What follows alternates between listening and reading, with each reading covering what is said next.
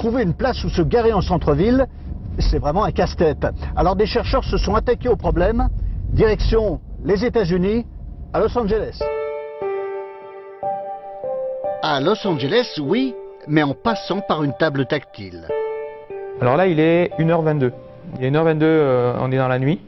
Et donc les points roses correspondent à des places qui sont occupées, les points gris des places qui sont disponibles. Évidemment, au milieu de la nuit, il y a beaucoup de places disponibles.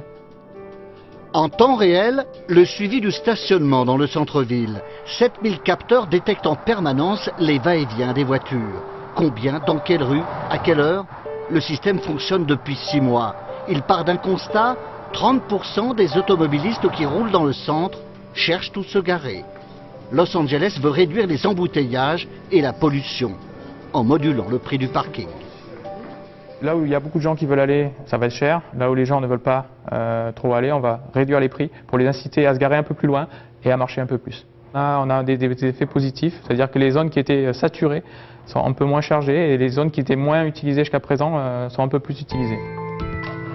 Le château de Maupertuis, un manoir du 19e siècle, tourné vers le futur.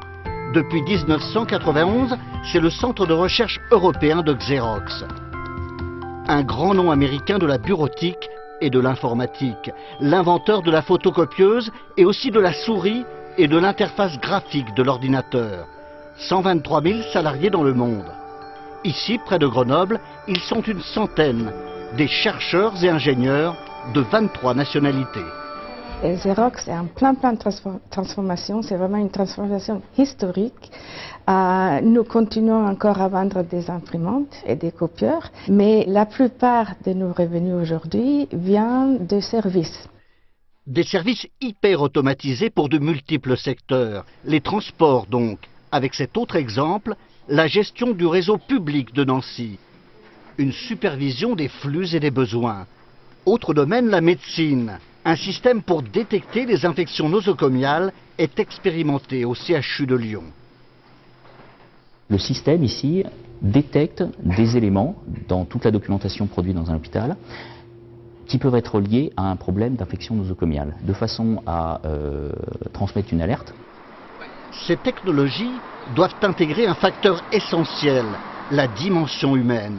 Voilà pourquoi le laboratoire compte une équipe d'ethnologues et de sociologues. Ils vont sur le terrain pour décrypter le comportement des gens.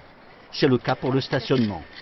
Si vous voyez, c'est lundi matin, les magasins sont fermés, il y a plein d'espaces libres. Ça, c'est quelque chose qu'on voit dans les données.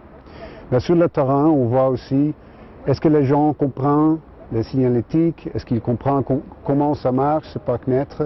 Est-ce que les gens ils savent qu'il y a peut-être un rue par ici ou par là où c'est moins cher de se garer? Le centre de recherche concocte bien d'autres innovations, mais motus et bouche cousue, c'est encore top secret.